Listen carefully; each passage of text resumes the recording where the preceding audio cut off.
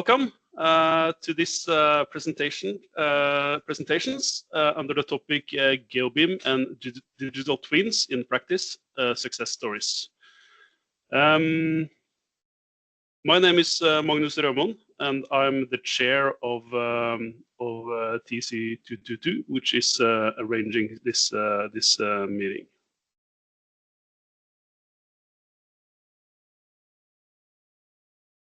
Oh, that was wrong slide. Okay, so just a few words about the TC. We are a committee under ISSMGE, which is the International Society for Soil Mechanics and Geotechnical Engineering. And the TC is led by a core team, which is consisting of Michael Buffils from France, Mats Karlström from Norway, Jelena Ninic from the UK, Raymond Koo from Hong Kong, and myself, which is also from Norway. We were initialized back in December 2020 and accepted by the ISSMG board in spring 2021. So we are a little bit more than 4 years old that we have existed. And the main purpose defined in the terms of reference for the TC is to provide a platform for sharing and exchanging knowledge on BIM and digital twins in geotechnical engineering, which is spot on when it comes to these presentations that we're going to have today. If you want to find us or follow us, you can either contact us through the ISSMGE webpage or through LinkedIn. That's the two main communication platforms that we use in the TC. The communication through the ISSMGE page is mainly for the members.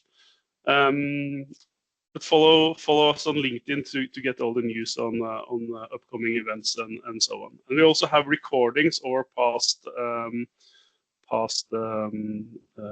workshops and so on YouTube, and we also have some of the slides lying on GitHub. So please just follow the QR code that you can see in the slides to access these different pages. Before we continue with the presentations, I would also like to mention two different conferences which is going to take place next year. It's the 21st International Conference on Soil Mechanics and Geotechnical Engineering, which is going to take place in Vienna in June next year. And we're aiming for having a workshop and/or a member meeting during the Vienna conference. So there we will have a physical meeting, at least one physical meeting. And now recent days, we're also starting to discuss the possibility for a joint workshop together with two other TCs. More information about this will come later. And then we will also be present at the 6th International Conference on Information Technology in Geoengineering, which is going to take place in Graz in Austria in October next year. Our core team member, Jelena Ninic, will hold a keynote lecture during this conference. And the important thing here is that the abstract deadline is coming up in a few weeks. It's the end of November. So please send in abstracts for this conference. I think this is going to be a very, very nice conference to attend for geo people that are into a little bit more digitalization than maybe the rest. We will probably also have some sort of meeting during this ICITG conference, but we haven't decided how this will be. Okay, so going back to the past events of TC222, this is the overview of the events that we had over the last little bit more than 3 years. It has been some member meetings, which has been two online events and one physical event at the European conference back in 2024. Then we also had different sort of workshops during this period, and as I mentioned, the recording of these workshops are available on our YouTube channel. The participation on these workshops and even more the amount of viewers on our YouTube channel has been very good. So I really recommend to look into these recordings. The last thing we had was a member meeting back in June this year, and there we had 2 online events within a span of 12 hours to cover the different time zones, to cover as many time zones as possible. And the focus on these member meetings was to get feedback from the members upon what they want the TCU to be and what they want us to focus on in the upcoming years. And the number one wish from these members about the future presentations or workshops was to hear more about success stories and projects where BIM and digital twins have been used for geotechs. And that's why we're here today. We are starting now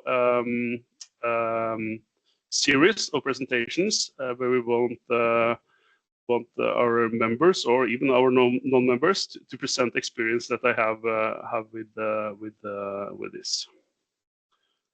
So that's over to today's presentations. We will get a presentation from both Yara and Mats with these two titles. And if you have any questions during the presentations, please use the Slido page that we made. We'll also share the link in the chat so you can access the page directly from there. So yes, and also like to remember that this is, I want to say that this is the first in hopefully a series of presentations when it comes to GeoBIM and digital twins in practice, also the success stories. So we're hoping to have the next presentations in this series in early/mid-January next year. So we will come back with more information, which will be sent out to all the participation, all of you participating here, but also to the member list and also through LinkedIn. We'll send out that information. So yes, I think that was it from me. So Yara, if you are ready, then it's over to you. I can just say a few words about Yara as an introduction. She is a project engineer in the tunneling and geotechs unit in Sweco in Germany. She also is a PhD student with the subject Advanced Predictive Analytics for Mechanized Tunneling Project Performance using Real-Time Data and Artificial Intelligence. And the name of her presentation today is Integrating Parametric BIM, Real-Time Geotechnical Data and Dynamic Simulation, Lifecycle-Driven Digital Twin. Oh, okay. Yes. I'm here. So yeah, I will share my presentation now. Perfect. I'll stop sharing. Yeah.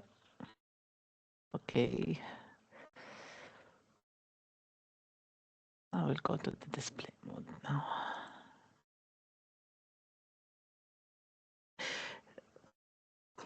Does everyone see my slides? Not yet. No, not yet.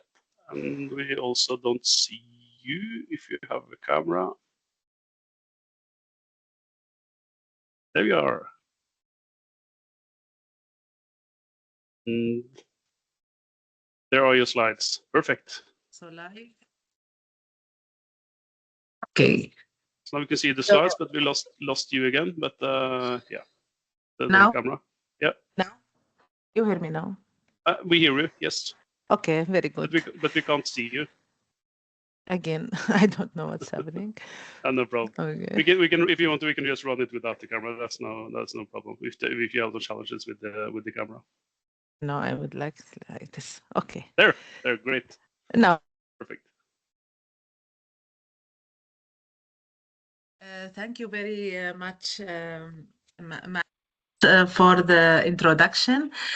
The subject for today, like I said, it's about creating a concept, and we also implemented a part of this concept for a life cycle driven digital twin platform for risk management in a tunneling project. And I don't know, I try to start my camera, but it keeps automatically closed. Is it from your side? It seems like when you start your camera, it's lagging a bit, so it might be that it's just switching off the camera.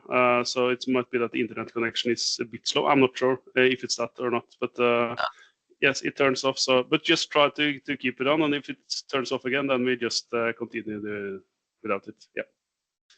Everything is good. I guess now it's working. Yeah, great. So, if when we are talking about the tunnel life cycle, we are talking about the three main phases, which are the planning phase of the tunnel, the execution phase, and the operation phase. In these three phases, we do different tasks, and we create a very big amount of data.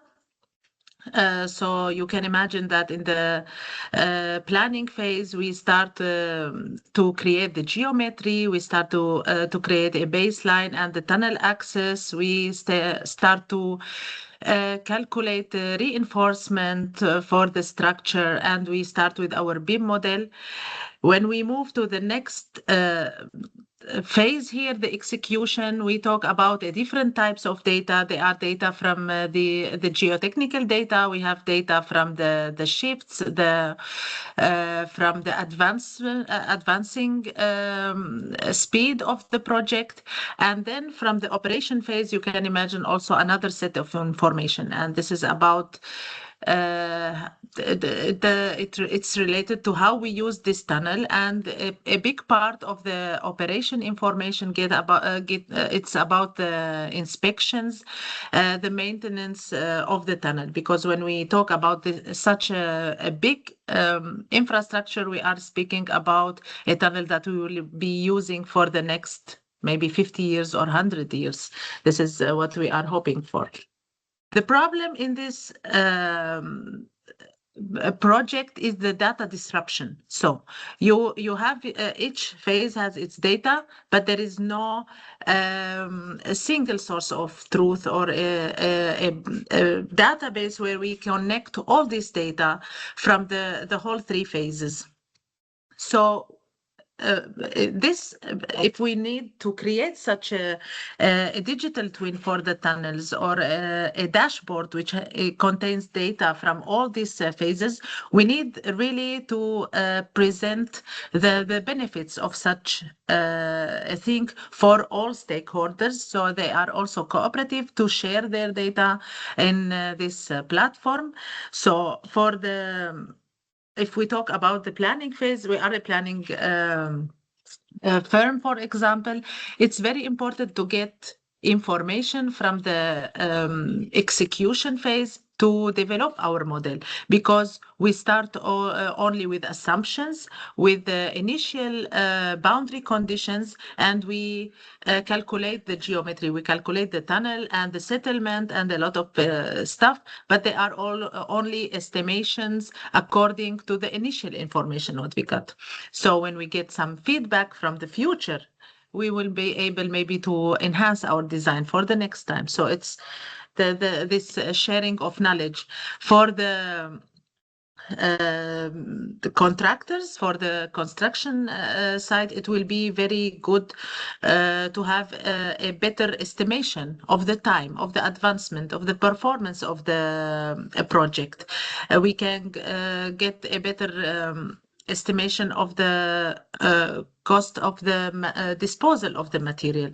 And it will be also very beneficial if we can update our models, our geometry, or maybe the alignment of the tunnel also dynamically, because some changes always happens during the excavation, that something was not planned in the early phases of the project.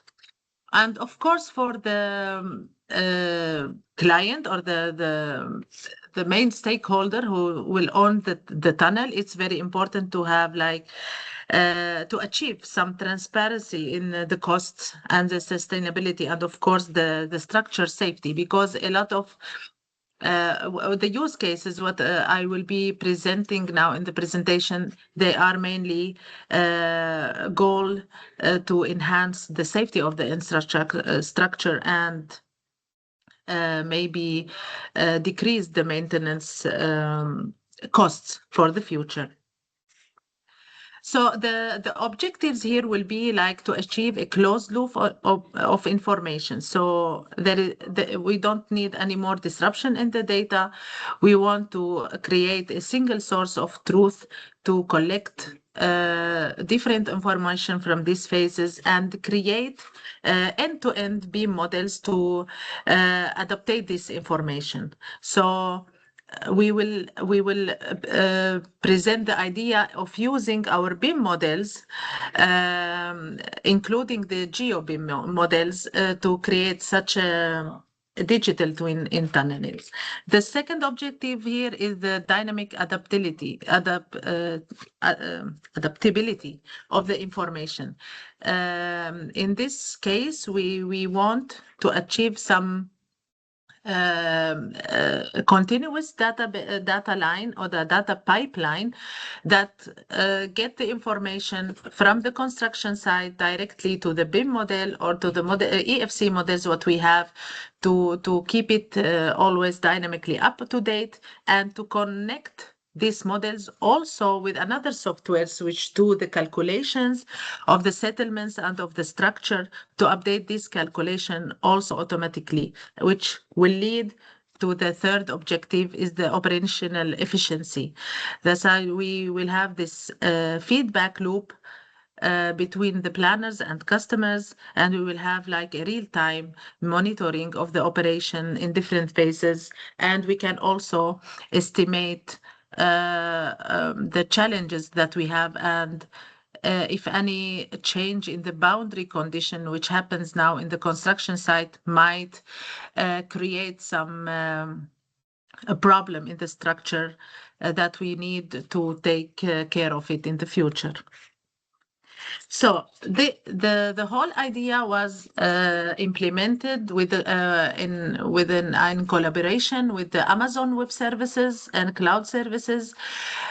We tried to create a dashboard that will include use cases that are beneficial for all the stakeholders, for the planners, for the construction firms, and for the clients.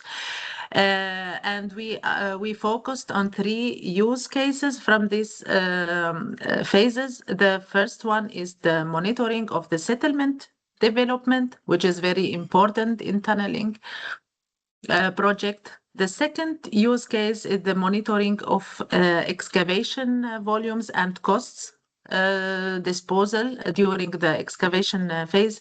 And the third one is monitoring of the advancing speed or the performance of the tunneling project. So how fast are we advancing in our excavation?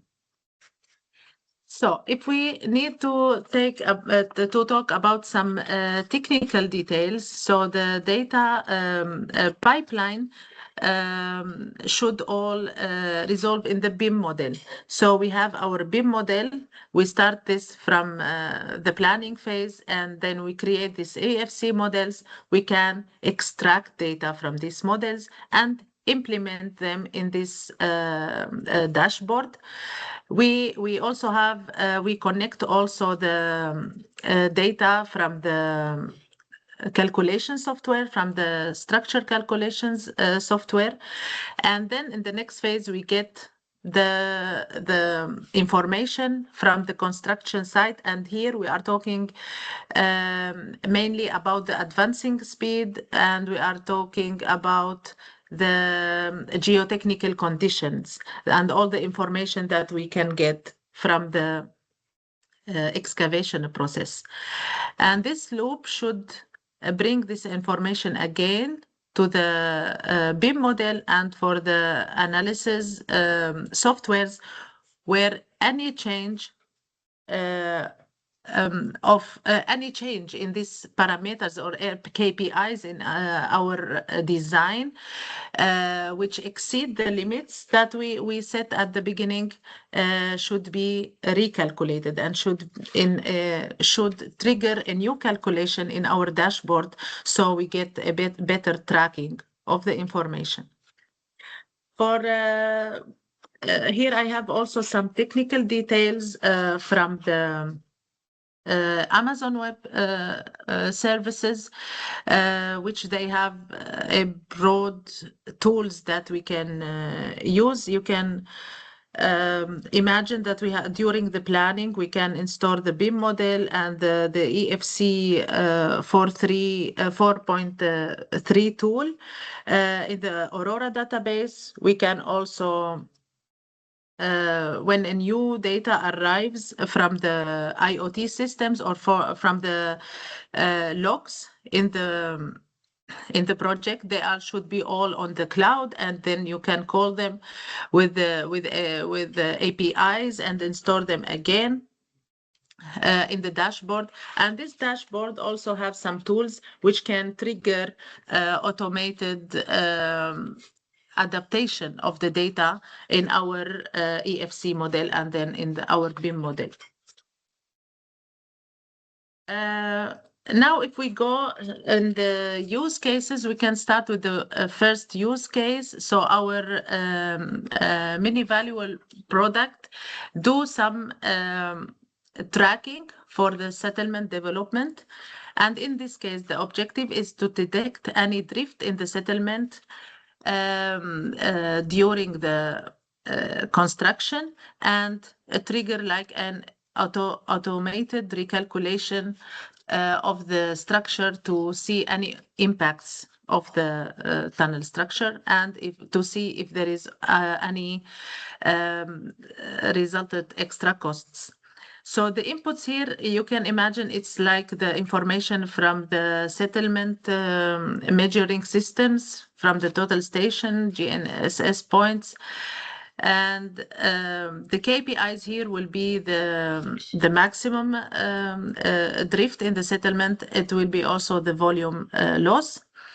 And the automation here will be if we get like every time we have a measurements from the construction site, it will come to the dashboard and it will be also compared to the initial calculation or initial settlement or the SMAX from the planning phase.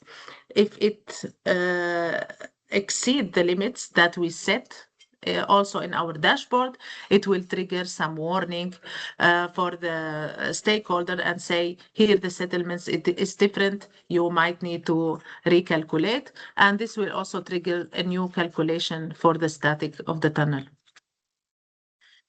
The dashboard looks like this. If you see, you will see here some table on the right side, and you will see some curves.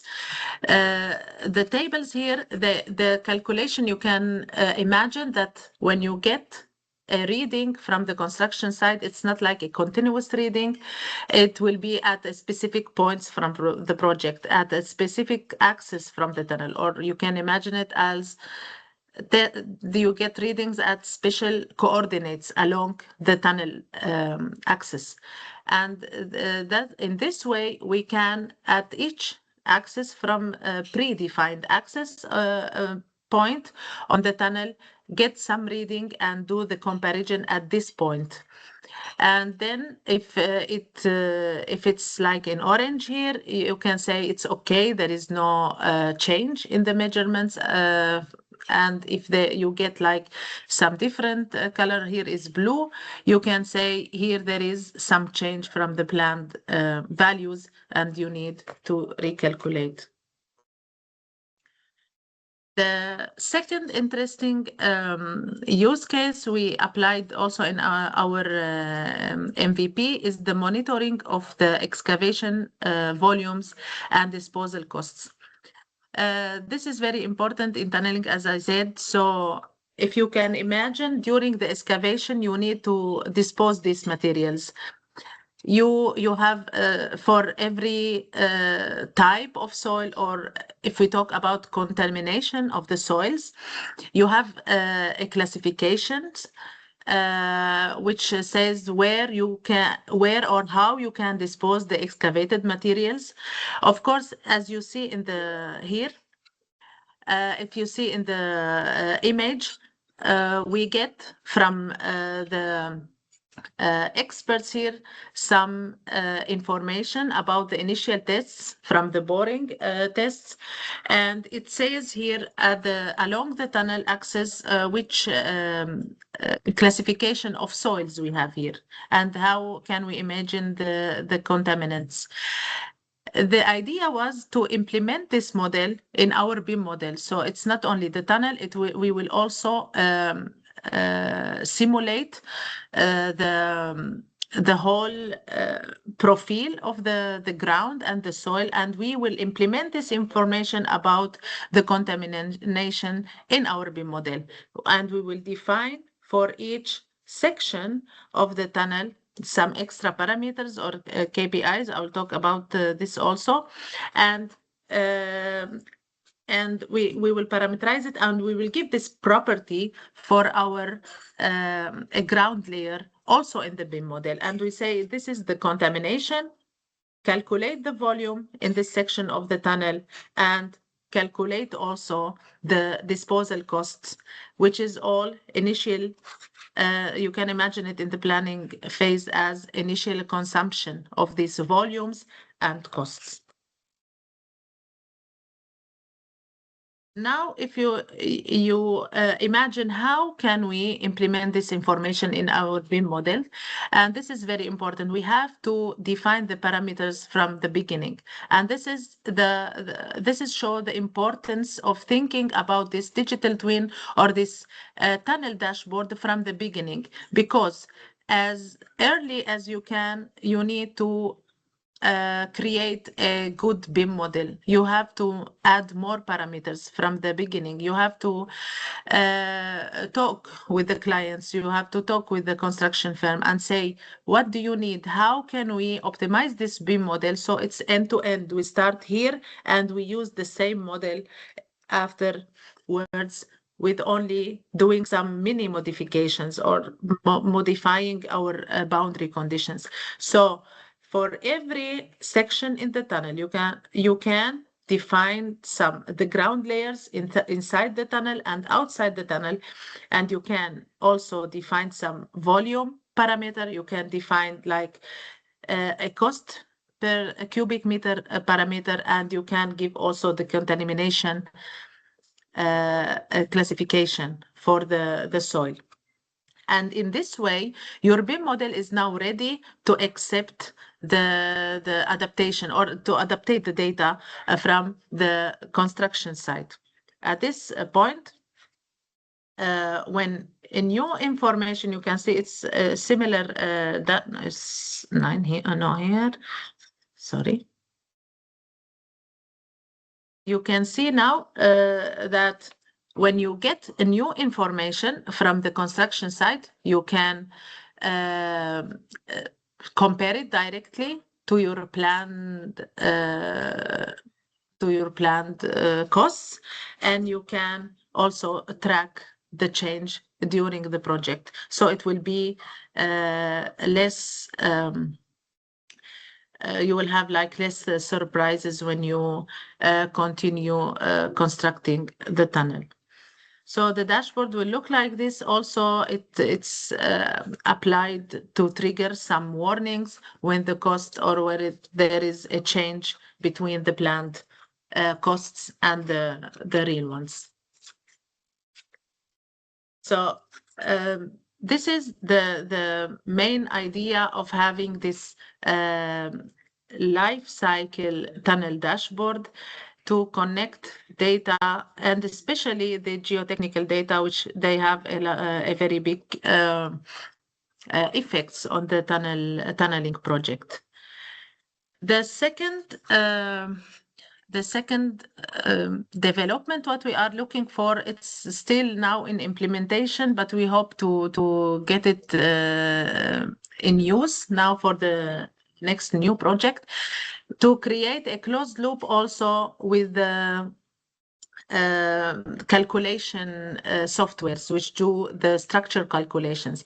So here we have tested a closed loop between the geometry and the model and the calculation of the structure using the software of Grasshopper and Sophistic and the Galapagos tool, which is an optimization tool. And in this use case, for example, we are trying to optimize the geometry of the tunnel or the cross section to achieve like the minimum thickness with the acceptable reinforcement to create the tunnel. And it also leads to use minimum materials and enhance the CO2 footprint. So it's like a whole use case. And in this case, we gave some KPIs in the Grasshopper. We did some parameters like the segment thickness, the joint lengths, the angle keystones, or something like this. You give this information, and with the Galapagos tools, you can iterate. You can choose one parameter to optimize, which is in this case the thickness of the geometry of the tunnel. And you can then iterate different values for these KPIs until you get your optimized geometry with the minimum thickness and with the same reinforcement to hold the loads on the tunnel. And this iteration should be, it is automated. It's designed to be automated, and then it will give the results back to the Grasshopper to change the geometry without the need to do this with hand or manually anymore. The same concept was also applied to segmental tunnels, so the mechanized tunneling. And in this use case, we try to optimize the geometry of one segment in the tunnel. And also the KPIs will be a little bit different, but there is also some limitations here in this case because you cannot just create any segment you need. We have some standards, but it's the same whole idea to get some geometry, get information from when you get like a new boundary condition, you can automatically change the design, do the calculation again, and then adjust the BIM model. I comes now to the conclusion. So I can only say we have this need to automate stuff in infrastructure projects. We need to address the challenges in tunneling infrastructure projects to improve the accuracy and better cost and time estimation. We also investigated this life cycle digital twin as a single source of truth for all the data from the project, which can live long as the project, even if the stakeholder not with us anymore. We can also have access to the data. We had we can get like enhanced risk assessment, because when you understand your structure and what had been through in these different phases, you will be able to better plan your inspection in the future, and you will have like all your weak points in the structure already inserted in the BIM model. And the collaboration actually with the ABS was also very effective, because we managed to have like integration of information from the IoT systems in our BIM model. And for the future work, you can imagine that we are working on integrating more stuff. With more automation in the whole like planning and designing of the tunnel. I hope that I didn't exceed the time. Thank you very much for your listening. No problems with the time, Yara. That was thank you for a very nice and interesting presentation. Mats, do we have any questions from the Slido? We have one question in the chat here from Yelena. Says I can read it out. Thank you, Yara, for your excellent presentation. Regarding your monitoring on settlement development, you mentioned that if the monitored settlement is larger than S-max, then a new recalculation will be triggered. This would be due to multiple reasons. For example, the initial input parameters were incorrect. How do you ensure that the recalculation reflects the correct in situ conditions? And how do you make sure that all complex interactions and non-linearities are properly accounted for in these recalculations? This is an excellent question. Actually, it's very difficult to initially calculate these settlements because you have some initial information. We do this very rough. I have worked with these sophisticated softwares or any calculation softwares, and they are very, very rough. And this is actually why we are working on having this feedback loop from the projects, because when you get like some feedback and you recalculate, you will recalculate also roughly because this is the tool. But when you do this many times and you get your data, you collect all your data. For the next project, you may be able to optimize your calculation process from the beginning, because in the currently situation is the calculation are very rough. And we cannot just say that we are covering all the bases. That's why we put some limits. We do recalculation. When we see that these limits are not very good, we have to set new limits for our warnings. And this is actually the feedback loop we are looking for to enhance the design from the beginning. So with the time, it will be like more efficient. And this is the reality now. Thank you. Great answer. Okay, we have one more question. I would like to know if you faced any difficulties working with IFC 4.3 for tunnels, and if IFC 4.3 met the expectations for working with geotechnics. It was a very hard implementation. We found also very few examples where you can implement the geotechnical model in the tunnel. Actually, we didn't face a lot of problems yet because we did it only on a small section of the tunnel. Because when you talk about the whole tunnel, it's like many kilometers of, it's a very huge infrastructure. I guess we might face some problems implementing the whole ground, this ground model in the EFC model, but we are working now on one small section. It worked. We needed to implement, like to create new families. We needed to create something specific for the soils, but I cannot say if it will work for the whole tunnel. We didn't implement it yet for the whole tunnel, for the whole infrastructure. And just a tip, we need to focus on, for this use case, for the disposal costs, we need to focus on the ground layers only inside the tunnel. We don't go outside the tunnel. Inside the tunnel, you get the excavation, you can test it. You know exactly what you have because you have to test the contamination in a lab. You will get information. You calculate the new costs because we are working only inside the tunnel. But when we talk about the whole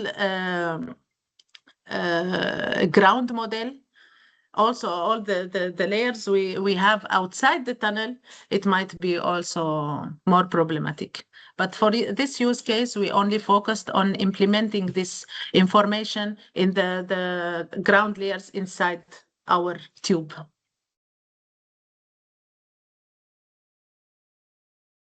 Thank you. Okay, I think that was all the questions we had received. Thank you very much. Okay. Thank you. Thank you for listening. Thank you very much, Yara. And if anybody has any more questions, they can still post them in the Slido. Just write that it's a question for Yara, and then we can take it at the end of the session if we get some more. But again, thank you very much for your presentation. Nice to be here. And then it's over to Mats Svensson. He works as an innovation manager for all subsurface disciplines at the consultant company Tyrens in Sweden. And he has a PhD in geophysics for geotechnical applications and has been project manager for the Tyrens geotechnical data management concept GeoBIM since 2012. The title of his presentation today is Geotechnical Sensor Monitoring Towards Digital Twin Application. So if you are ready, Mats, you can just start. Yes, thank you very much for that introduction. I'll try to stop before 1 o'clock. I'm glad to get the opportunity to talk about the way towards a geotechnical twin application. It's always this hassle when you start. And here we go. This is my key points. I will start talking about what are the drivers for this work. I'm going to talk about how we manage all the data we use in a daily basis. I'll show you a few examples, and finally I will try to answer the question, do we really have a digital twin now? But just to set the perspective, I work in a consultant company in Sweden called the Tyrens. We're about 2,000 employees. Of those belongs to the subsurface disciplines, geotechnics, environment, rock engineering, groundwater. We are about 350 of us. And everything we do, everything we develop is aimed for all our internal colleagues in our daily work as subsurface consultants, you could say. And to get the most out of all the whole data set that we collect from different sources on a daily basis. So we're not developing a commercial software, even if we are doing mostly digital things here. And we've been doing this for quite some years, and over the years, this has kind of driven us into exploring digitizing towards geotechnical digital twin applications since a year or two, I would say. So why a digital geotechnical twin? Well, one of the drivers is that geotechnics is very much about uncertainties. Those are the creators of the material we work in on a daily basis, volcanoes, glaciers, forming the moraine, the till, which we have up in the Scandinavian countries where we are operating. And we also know we have often few boreholes, a long distance between the data we're supposed to use for our calculations, and the calculations, the equations themselves, very much relies on empirical relations. So we need to do everything we can to lower the uncertainties. And according to this paper, this diagram by Babanagar and colleagues, you have a cost due to uncertainty on the left hand on the vertical scale, and the life cycle cost phases of project on the horizontal scale. You can see the green line is what you achieve using concerning uncertainty costs when you use a digital twin approach. So that's a good thing compared to traditional methods like BIM and conventional processes. So that's one of the drivers for us. Another driver, which was actually the first one, is that we want to, when we started this off about 10, 12 years ago, we wanted to bring all our data into the same digital model. This is just an example from a railway yard project we worked with some years ago up in the mid-Sweden. You can see a lot of data, different data types here. You can see the colorful 2D profiles, which is geophysical data. You have soil rock soundings, traditional ones. You have groundwater pipes monitored, maximum and minimum levels, and you have different chemical analysis in all boreholes, and other types of CPT soundings and so on. So that is the second driver, I would say. So what we have done, we started this work about 10, 12 years ago. We have developed systematically a data management system or platform, which we call the GeoBIM concept, which is basically a digital platform for all geotechnically related information, which means data, models, geotechnical structures. We've got structured handling of all these different types of data within the same digital environment, within the same database. And we started off, as I said, with pure geotechnical data, soil mechanical data, and we continued after a few years with environmental data, geophysical data, groundwater data, and rock engineering data just recently. We've also developed structured handling of bedrock models, uncertainty models, generic soil layer models, and other types of models. And since a few years, we also have delivery specifications for geotechnical structures like sheet piles and lime cement columns and things like that. And right now, which connects to digital twins, we're working on also developing structured handling of sensor monitoring, which I will come to. Tool-wise, we started off with the first web version, the first version of our GeoBIM platform, completed the whole digital chain around 2020 with already collecting all data, geological mapping, all the data from the drill rigs, using a digital tool, and all the way for delivering 3D digital models, for example, though. And surprisingly, maybe, we transferred all this into where we are today in Microsoft Teams, which I will show you in a second just. So why Microsoft Teams? Microsoft Teams is where all our staff is on a daily basis. So we decided we bring all the functionality in there that is possible. Every project has a team, and what we have done, we have developed a number of functionalities, but most of them where you are is a control panel where you have a list of many applications, automated processes in our daily lives. Could be very simple things, Excel gathering of data, or it could be complicated automations of sophisticated algorithms. You keep track of all jobs that you have performed here, and you also have an interface, a map interface. You also have a 3D model interface here. I will show you some examples of those. So the fundamental use of this is where every project starts once you have imported your data. You get all the boreholes from all over Sweden. We have about 500,000 boreholes up to date, and if you press any of those boreholes, you get some fundamental information. You can see a first idea of what that borehole looks like. In this case, you get some sampling and sounding data in Swedish so far only. Of course, you have all this totally digital if you want to use that for your next project or so.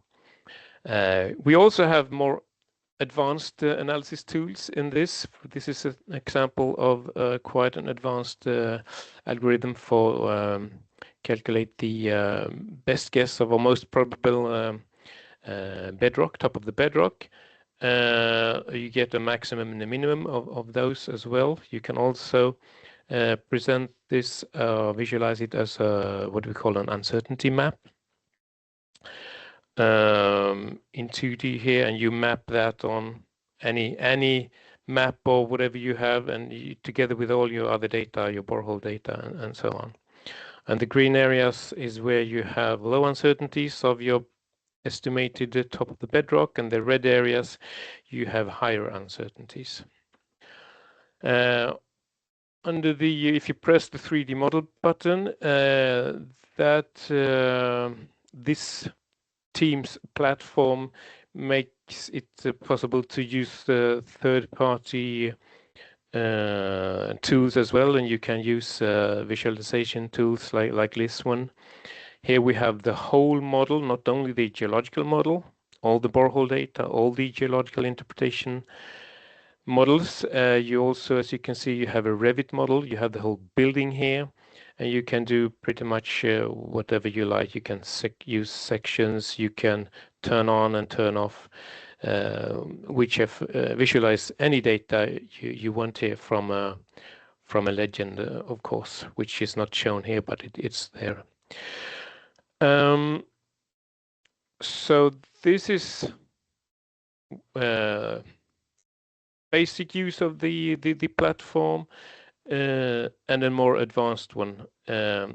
And having all data, all information, geotechnically related information in the same database with well-known data formats and well-organized makes us flexible to customer needs. And this is a case where we did a project together with the Swedish contractor Skanska. At the time, they were working on a high-speed train foundation project. And what they wanted to do, a very slim design, have a very slim design process, and connected to also the various industrial construction phase as well. So they decided we only want to use 3 different foundation types, A, B, and C.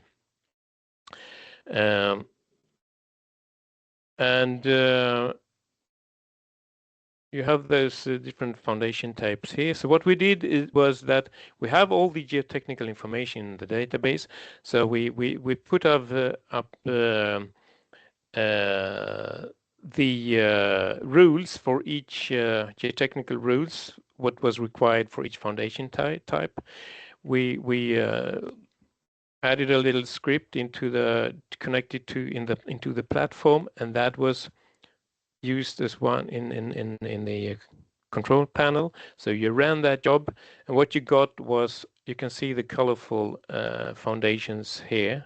The different colors represent what type of foundation that was needed for that specific site. And that was, of course, also connected to the cost for this. So just in a few hours, we had a first overview of what would this cost, how many of each foundation type, and so on. Very flexible use of the database. So what was required to reach here? You talked about IFC and so on before here for 4.3. That was one of the hinders. All these different data formats. We can easily have more than 100 different data formats if you bring in all your technical field methods, the laboratory methods, environmental data, groundwater data, and so on. And also to bring them in between different software requires transfer formats that works, and that is also a hinder still when we're talking about IFC, who was supposed to solve that, but hasn't been like that so far. So our solution has been to use what we call the best practice, which means we have talked to experts in our company, in the whole industry in Sweden, to agree on this is the data needed for this and this and this type of method, construction, geotechnical structure, or whatever. And after those agreements, we have produced delivery specifications. So we know every single detail and what it looks like and should look like for each data type. And we recommend you do that at the company level, and of course the best thing would be on a national level. To do that in every single project, that is maybe to require. You shouldn't change it between different projects. Once decided, that should be agreed for a bigger audience, and that's what we have done. And it's not rocket science. Delivery specification could look like this. This is an example from our specification for piles, how you import geotechnical structure data into the database.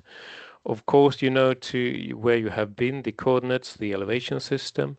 You need to know this is installed piles. One key important factor is the pile head elevation. What type of material? Is it a concrete pile? Is it a steel pile? How was it installed?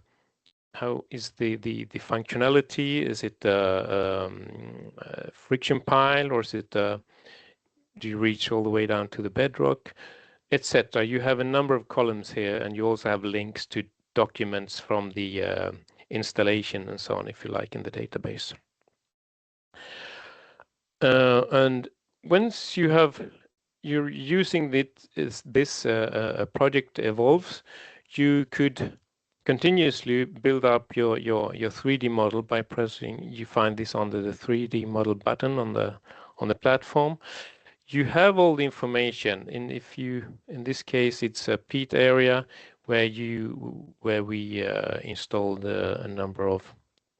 There was a new road to be built, so there was a number of piles installed, pile decks, and some of the soil was changed to lime cement columns and so on.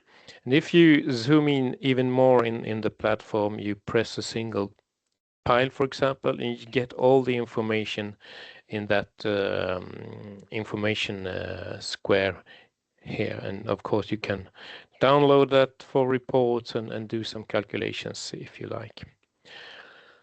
So we're quite happy with we have defined, we have all the geotechnical from the subsurface disciplines within the same database. So the thing we're missing is sensor data, and we now have delivered specifications for those type of sensors, inclinometers, piezometers, and groundwater extensometers, and also fiber optics. And those are some examples we right now working on. This is a landfill on the east coast of Sweden. We in the database we have developed something we call the geoboard. We also have a hydro board, and in this case we are monitoring movements in the different directions. You can choose as many of the sensors, one or a number of them, as you like. This is a hydro board example. We have the groundwater levels and also the settlements in the same board here. So the delivery specification seems to work for this in these pilot projects. And in the same view here, you have all the boreholes accessible like we had from the beginning, which I showed you. Yeah. So maybe the most advanced one we're working on is a railway tunnel station project in the city of Gothenburg, going on right now. What you see is the design model, the bluish one with the triangles. You can see the photogrammetry model, which is the as-built model on the left-hand figure. On the right-hand, I'm showing you the different monitoring, the sensors we are using, and the different settlements and movements we are measuring. They're all green at the moment. Right now they are waiting for the last rock pillar still standing to take that away, and hopefully they will maybe turn yellow, the sensors, but hopefully not red. And this is the type of data you get here. You get a lot of information from those different sensors. That means we can't bring them into the database straight away. What we have to do is to downsample them to make them useful, so to say, not to be too heavy calculations. So one of the last slides, do we have a digital twin? According to the definition from various sources, a digital twin is a dynamic virtual representation of a geotechnical system, and including sensors, measurements, and models. So I want you to keep an eye on dynamic and continuously updated here. That is crucial for the answer. Do we have a digital twin? For sure, we have a structured data flow of all subsurface data from all subsurface disciplines, including geotechnical structures, and these days also monitor data. We also bring this into the same database, field and laboratory data, 3D models, and the monitor data, as I mentioned. So we can check these boxes. We have a proper database. We have a structured data flow, so we can send the data to a simulation or analysis tools if we like. Unfortunately, we don't have that analysis tool at the moment. That means we don't either have a geotechnical digital twin. So the answer must be no, I would say. And that brings us to future work. What we now want to do or need to do is develop a data pipeline to collect and store sensor data in real time. We need to implement an analysis engine. We also need to connect to our geotechnical calculation models, the ordinary tools we use, Praxis, Salloum, and other in-house applications.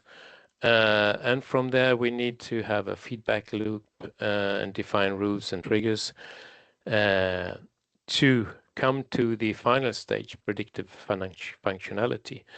And I'm pretty sure we need some AI tools here to be able to reach that stage. And of course, the last step, integrate with decision support systems so that we can be proactive, use them for proactive risk management, like predicting slope stability problems or things like that.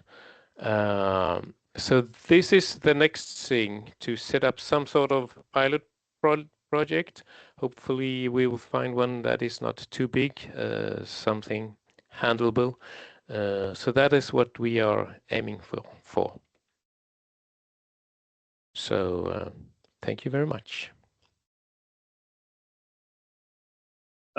Thank you very much, Mats, for a very nice presentation. It's impressive work that you've done over the last 10, 12 years. So that's very nice to hear about.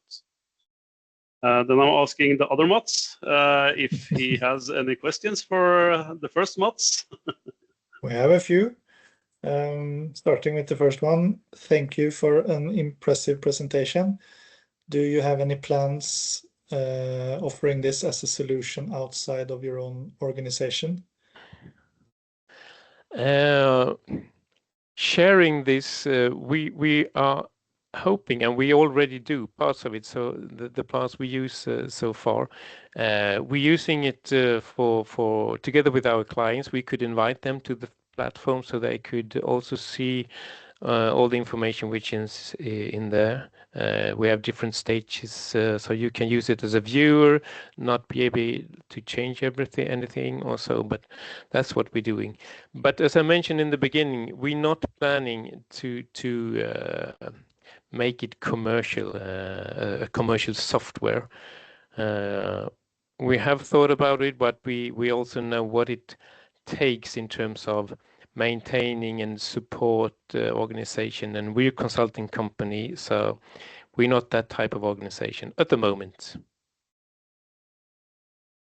I can follow up with the final question is somewhat similar. Is this platform free to public, or are there any liability issues for the public to use the data?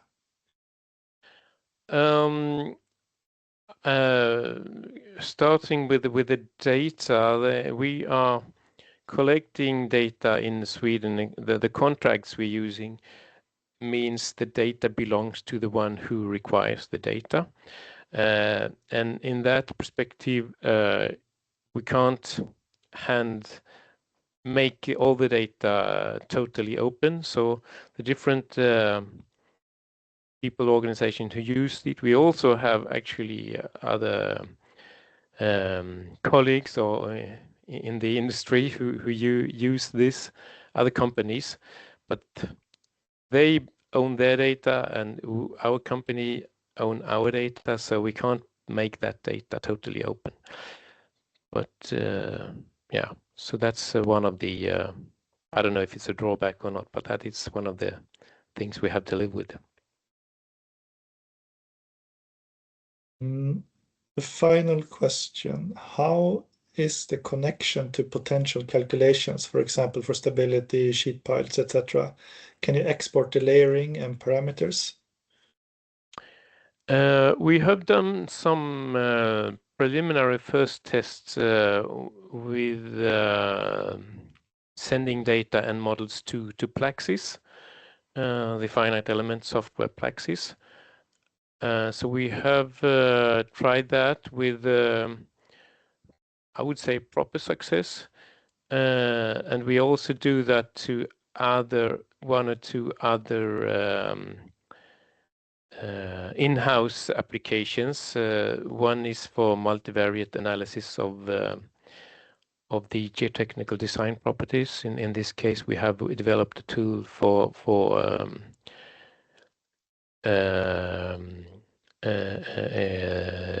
shear strength. How you evaluate the shear strength from a large number of data. There we have a certain tool, and for that application, we prepare a certain export of the data, and also we do that for a micromine, a similar tool as Leapfrog. We can also deliver specific data sets who are customized for micromine, for example. Nice. But when it comes to geotechnical calculation design tools, so Plaxis is the one we have tried with so far. Yeah, nice. And you also mentioned this a bit at the end of the presentation, doing the connecting in the calculations there. So yeah. Yep. A final question: how long does it take to set up your digital system for a typical project? And what is the additional cost to the project, if you can estimate it as a percentage or so? I could be very transparent there. I would say it takes maybe 30 minutes to set up. We call it within each team. You set up a team channel, and with the GeoBIM channel, you get all this functionality. So that takes us about 30 minutes, and normally we add a cost for each project of 1,000 euros for each project as a start cost for using this. Was that clear enough? I think so. Thank you. Okay, that was the last question, right? Yeah. And I just want to say again a big thank you to both Yara and to Mats for two very nice and interesting presentations. As also mentioned earlier, we will publish the recording, so you can share it with everybody or re-see it or whatever you want to do. We will send out some information about that. And I guess you can also contact Mats and Yara directly if you want to if you have any more questions or follow-ups after this session. And then finally, thank you to everybody who participated. It was very nice that you joined us today, and follow the LinkedIn and the news, and sign up for the next one hopefully in early January again. Okay, thank you.